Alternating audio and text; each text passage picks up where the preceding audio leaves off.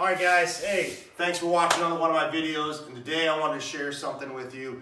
Is I make a lot of videos. I enjoy sharing these videos, and I enjoy sharing the information that I know. But I want it to be known. I'm not perfect. I am striving every time I go to work, every time I do a project, to do it better than the last project, and to learn from something that maybe I did wrong. So I want to show you guys right here, about 26 inches in from the end of my seam, I've got, you see that right there? That little crease in my carpet.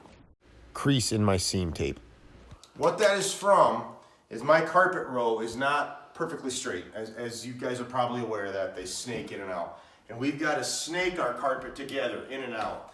And so what had happened here is when I was pulling my seam tight, probably up into here, this area probably just either came apart or it pushed apart, or it's either not tight enough or it's too tight. It's one or the other here that I've got going on.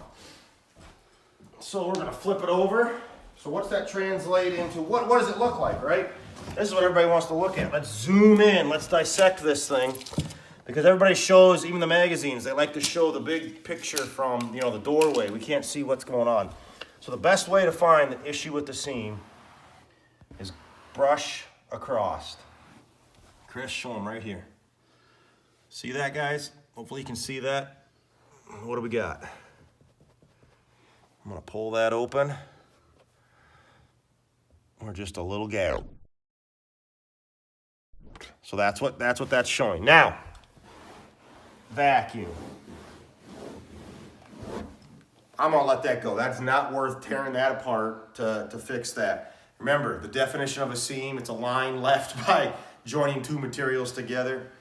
We've got everything else here looking really darn good. So, guys, that's what I do almost every time I put a seam together. I pull a corner back and I see what happened, what could I do better. Or if when I'm constructing my seam and I have a troubled spot, I'll pull it back. I want to see what happened underneath. I want to see to what that translates, what I'm doing on top, what that translates to the bottom.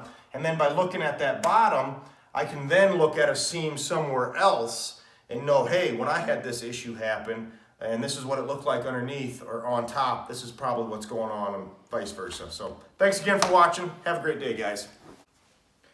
Clickety clack, and just like that, we're done. I think that seam just turned out fantastic. Let's go.